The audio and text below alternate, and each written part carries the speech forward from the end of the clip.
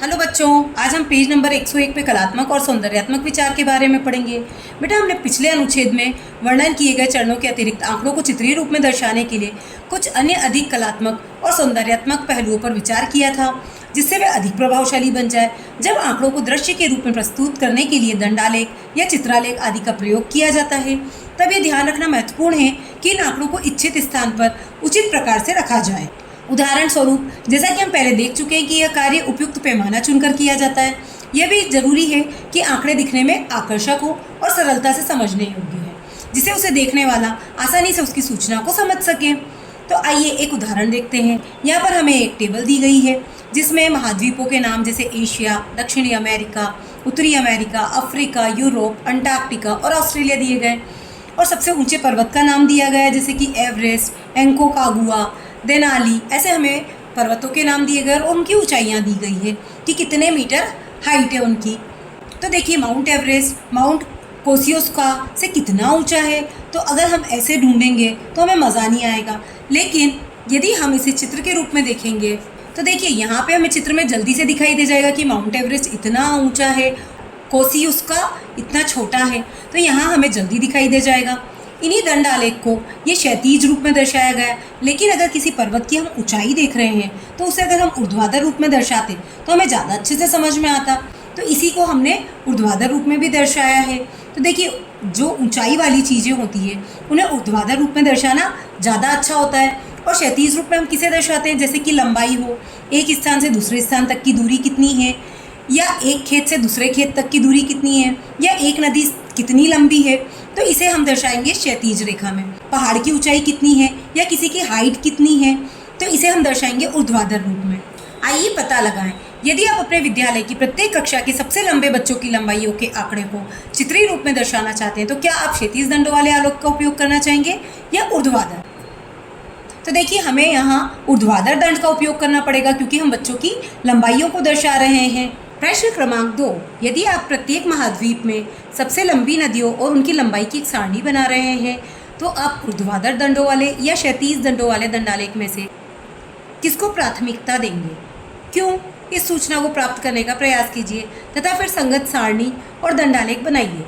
किस महाद्वीप में सबसे लंबी नदियाँ हैं? तो देखिए, हम क्षैतिज दंड का उपयोग करेंगे।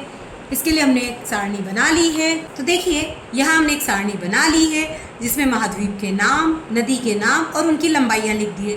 जैसे अफ्रीका महाद्वीप, उसमें नील नदी है और लगभग 6500 किलोमीटर लंबी है। ऐसे ही एशिया महाद्वीप, उसमें यांगत्जे नदी है और लगभग 6000 किलोमीटर लंबी है। ऐसे ही दक्षिणी अमेरिका महाद्वीप, जहाँ अमेजन नदी है और लगभग 7000 किलोमीटर लंबी है।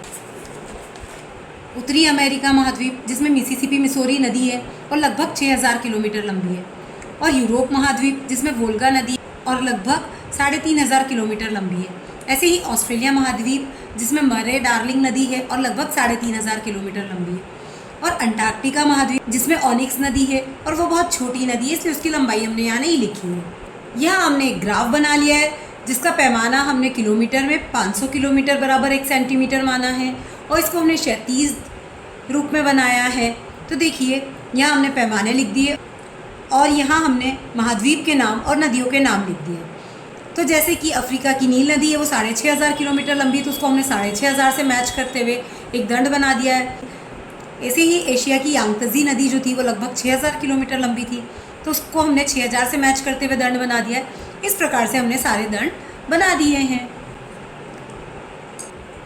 इन्फोग्राफिक्स, जब दंडालेख हो जिसे आंकड़ों के चित्रीकरणों को अधिक विस्तृत कलात्मक और चित्रीय कल्पना के साथ और अधिक सुंदर बना दिया जाता है तो ये सूचना ग्राफिक्स या संक्षेप में इन्फोग्राफिक्स कहलाती है। यदि हमसे पूछा जाता है कि आंकड़ों को अधिक सुंदर बना दें तो उसे हम क्या कहेंगे, तो हम क्या कहेंगे? इन्फोग्राफिक्स। इन्फोग्राफिक्स का उद्देश्य आकर्षक दृश्यों का उपयोग करके सूचना को और अधिक स्पष्ट और शीघ्रता से आकर्षक तरीके से संग्रहित करना है। उदाहरण के रूप में उपयुक्त उल्लेखित प्रत्येक महाद्वीप के सबसे ऊंचे पर्वतों की सूची को देखते हैं। हमने पर्वतों को और अधिक सूचनीय बनाने के लिए क्षैतिज के स्थान पर ऊर्ध्वाधर दंडों का प्रयोग किया, परंतु हम आयत के स्थान पर त्रिभुज का प्रयोग भी कर सकते हैं क्योंकि पहाड़ त्रिभुज के शेप के होते हैं ना, तो जो कि पर्वत के समान दिखाई देंगे।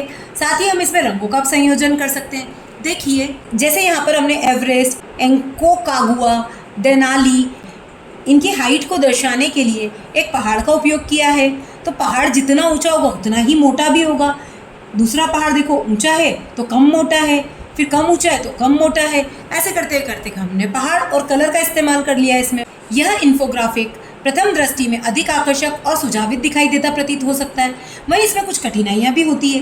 पहले दंडालेख का हमारा लक्ष्य विभिन्न पर्वतों की ऊंचाइयों को उपयुक्त ऊंचाइयों के दंडों के माध्यम से दर्शाया है, परंतु इन दंडों की चौड़ाइयां समान होनी चाहिए। हम हमेशा यही करते थे ना, दंड की समान चौड़ाई बनाते थे, लेकिन समान चौड़ाइयों का उपयोग करने का उद्देश्य केवल यह स्पष्ट करना था कि हम केवल ऊंचाइयों की तुलना करें। परंतु इस इन्फोग्राफिक्स में ऊंचे त्रिभुज चौड़े भी अधिक है। क्या ऊंचे पर्वत सदैव चौड़े होते हैं? क्या जरूरी है क्या ऐसा? ये इन्फोग्राफिक्स एक अतिरिक्त सूचना भी दे रहा है जो भ्रामक हो सकती है। मतलब हो सकता है कि ये पहाड़ ऊंचा हो लेकिन इतना चौड़ा ना हो, या ये पहाड़ छोटा है लेकिन चौड़ा ज़्यादा हो। तो हो सकता है इसमें कुछ गलतियाँ या कुछ भ्रमित करने वाली बातें भी हो सकती है। अकस्मात कभी कभी अधिक आकर्षक चित्र सूचना के स्तर पर भ्रामक भी कर सकते हैं। इसमें कुछ सूचनाएं गलत भी हो सकती है और भ्रामक भी हो सकती है, तो इसे अधिक आकर्षक करने के चक्कर में हो सकता है ये भ्रामक हो जाए। इस विचार को और आगे बढ़ाते हुए तथा आलेख को चित्रीय रूप से अधिक उत्प्रेरक और सांकेतिक बनाने के लिए हम इन पर्वतों के आकारों में और अधिक परिवर्तन कर सकते हैं, ताकि वे पर्वतों जैसे दिखाई दे, और साथ ही ऊंचाइयों के वहीं रहते हुए विवरण को भी जोड़ सकते हैं। जैसे कि हमने ये एक और बनाया है, इसमें देखिए ये पहाड़ बना दिए हैं। इसमें से जो पहाड़ जितना ऊंचा था वहाँ पर उसका पॉइंट बना दिया है। जैसे कि ऑस्ट्रेलिया का जो पहाड़ था उसके लिए हमने ये पॉइंट बनाकर इसकी हाइट लिख दी 2228 मीटर। ऐसे ही अंटार्कटिका का जो था विंसन मैसिव, उसकी हमने यहाँ पर एक पॉइंट बनाकर और ऊंचाई लिख दी है 4892 मीटर। ऐसे हम सभी की लिख सकते हैं। पर देखिए इसमें भी कुछ गलतियाँ हो सकती है। जैसे कि ये जो पहाड़ है ये है 5895 मीटर का, और एवरेस्ट जो है ये है 8848 का। तो देखिए ये तो लगभग डबल दिख रहा है। इसकी ऊंचाई कितनी है 5000 और इसकी कितनी 8000 लगभग। तो देखिए यहाँ पर इसकी ऊंचाई और इसकी ऊंचाई हमें भ्रमित कर सकती है। तो आंकड़ों को दृश्य रूप से आकर्षक रूप में प्रस्तुत करते हुए हमें सावधान रहना चाहिए कि जो चित्र हम प्रदर्शित कर रहे हैं कहीं वे हमें तथ्यों के विषय में गलत जानकारी तो प्रदान नहीं कर रहे हैं। सामान्यतः इन्फोग्राफिक्स को बनाते या पढ़ते समय सावधानी रखना महत्वपूर्ण है, ताकि हम अपने वांछित श्रोताओं को भ्रमित नहीं करें और न ही स्वयं भ्रमित हो।